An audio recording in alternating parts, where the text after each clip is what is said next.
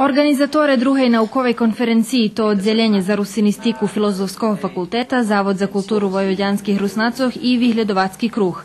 Філозофський факультет за студентів, фаховців і науковців організував роботи, на котрих пробували приближити то, що представляє наукова робота і виглядовanje. Svoje roboty predstavili 16 mladí, ktorí naukovo roboty písali najviac z oblasti jazyka i literatúry, ale i kultúry, histórii, politiky i pedagogii.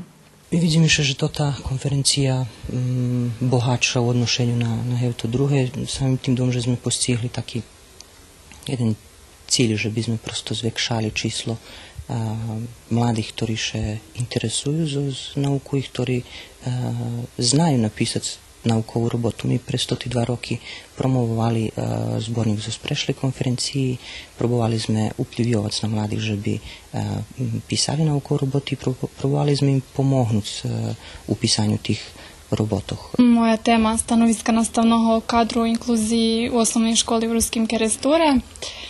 Temu som nadmala ešte pred rokom otprilike, co budem písať.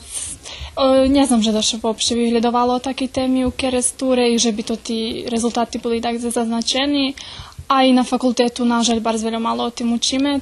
Новий зборник роботок з другої наукової конференції відзе концом того, лебо на початку слідуючого року.